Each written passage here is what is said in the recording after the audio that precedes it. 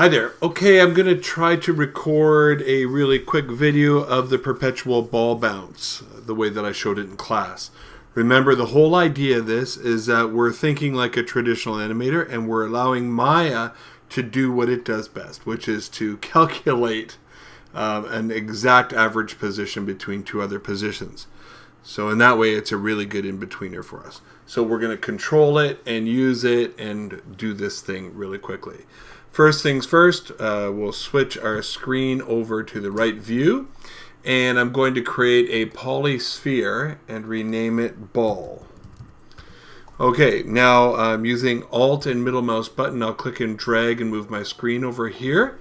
And then what I'll do is I'll go to Windows, and I'll go to Animation Editors and to the dope sheet. So there it is, and I'll set my screen up the way that I want it to be. That should do the trick. Okay, let's start.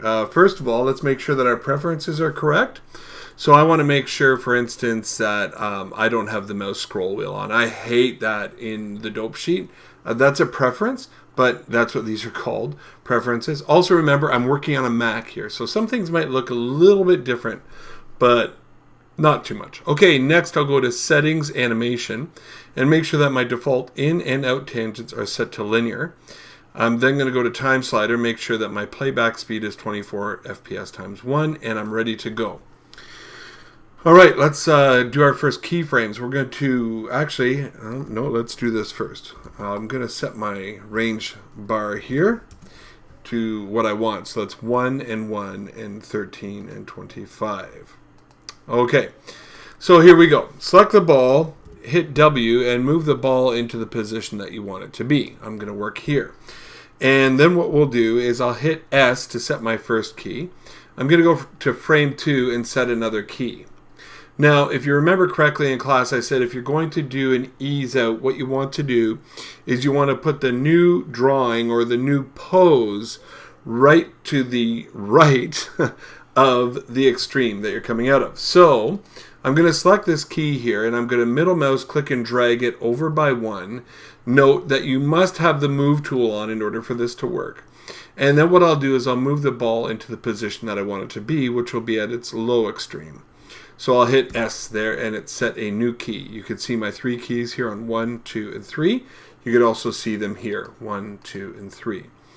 Now, continuing on, I'm actually going to do my ease out. So I'm going to select this new key here. So I've got both of the keys to the right of my extreme selected. I've got my cursor or my time slider on frame 2, and I'm going to middle mouse click and drag and slide those keys over.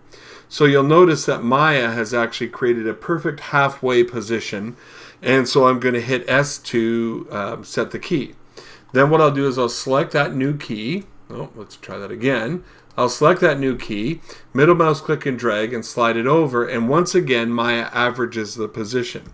Hit S, shift select, move the keys, hit S, shift select, move the keys, hit S, and I'm going to do one more and hit S.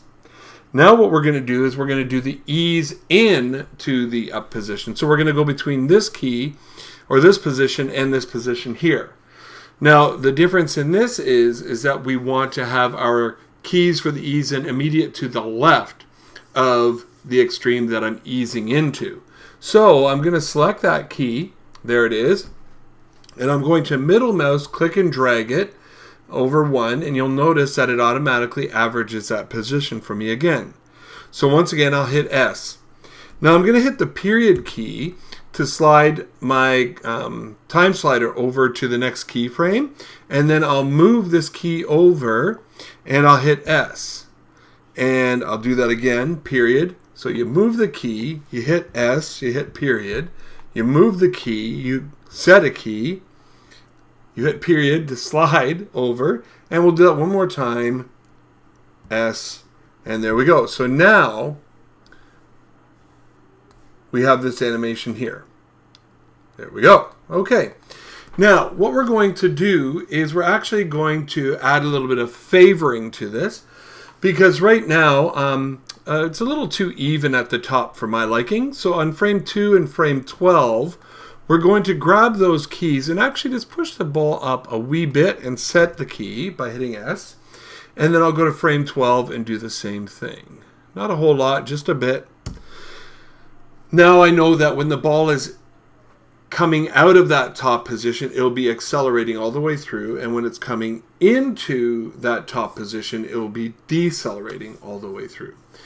Okay, now let's go to the point where we actually go to twos. So what I'll do is I'll select the keys here, all of them. I just draw a marquee box around the keys for the ball. And what I'm going to do is go to my hotbox, and I'll go to the second row of menus here, Edit, Scale, Options. There we go.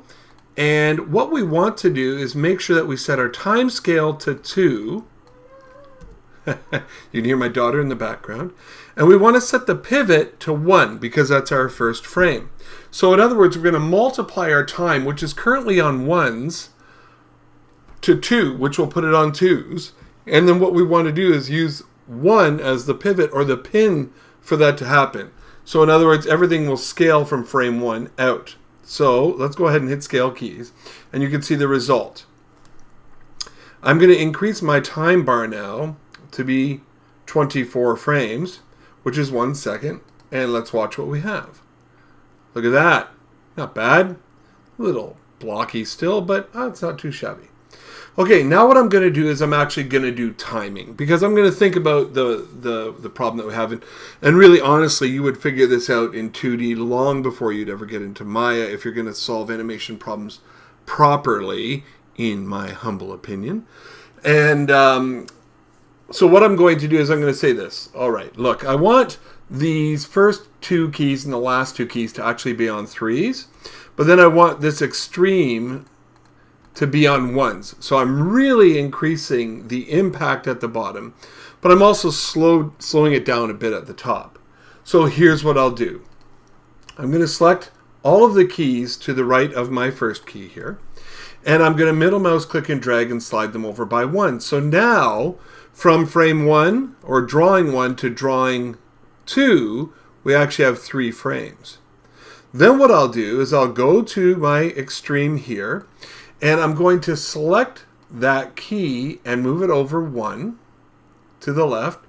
And then I'll deselect that and move the other keys over by 1 as well. So now on 12, 13, and 14, I have a lot of action happening in a very short period of time. Okay, and then finally what I'll do is I'll grab the last key and I'll move it back over by 1, making it a 3. So what I have here is a 3, 2, 2, 2, 2, 1, 1, 1, 2, 2, 2, 2, 2, and 3. Okay, so now what we get in our playback is something like this. Not too bad. So there you have it. There's a really quick way to build a perpetual ball bounce. But I want you to remember that this really only works for something as simple as this. When it comes to doing more complex animation problems, what we're going to want to do is we're going to either want to solve the problem in 2D or work with reference footage. And then maybe even then still solve the problem in 2D. So there you have it. Practice these things. I hope you know them well, so that when we move on to more complex problems, we're not thinking about how to set keys or edit the timing in the dope sheet. Cheers.